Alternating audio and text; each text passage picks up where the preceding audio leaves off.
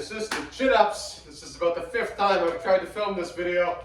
All right, so I've got a band set up over the pull-up bars. This is a chin position we're going to utilize, so palms are turned in, right? We're talking a supinated position of the arm, reasonably narrow grip with the shoulder. You're going to take a band that you think is appropriate for your objective. If you're doing higher reps and you're weaker, you'll need a heavier band to assist. If you're doing fewer reps and you're stronger, you'll need a lesser assistance band, right? If you're a tall person and you feel like taking a chance, you can just push this straight down, lift one leg, put the foot onto here, and then drive it down, and you're good to go. Problem there, of course, is that you're standing right over the band, and it's possible at that point that you may have the band slip off your foot and go into your face or into your groin.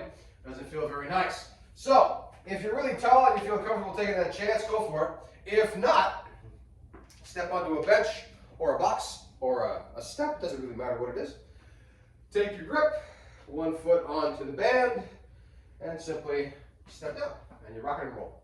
In this position, we will not be utilizing a bent knee position. Both legs are going to be forward in front of the hip. So I want to have my foot slightly in front of the hip, core engaged. I only have one foot on the band. The other foot is not. This is predominantly for safety. If it should turn out that you're losing your grip, you don't want both feet cut up in the band, you're going back onto your head that way. It's not required to have both in any way. You can simply hold one foot right beside the one that is on the band. Whatever foot it is on the band, keep that tension through your glute and your hamstrings. It's wanting to pull you up this way, right? So you got to work to hold some stability through your body. That's part of the benefit of this exercise. It helps train us to hold tension through our axial components, right?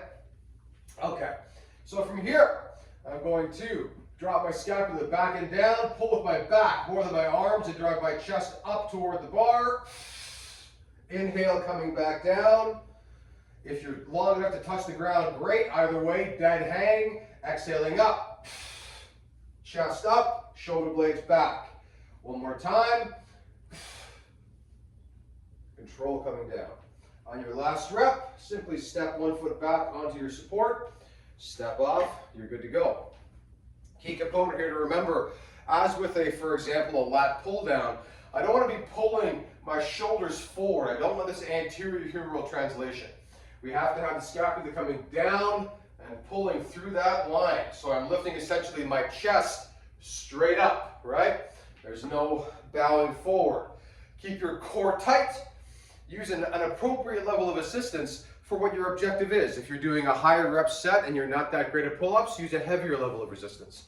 If you're great at pull-ups, maybe you don't need any assistance, in which case the band-assisted chin is not the appropriate exercise. Most people, however, will benefit from the band. So choose a band assistance level that enables you to work with perfect form and also achieve the work level you're looking for. There should be no pain as always.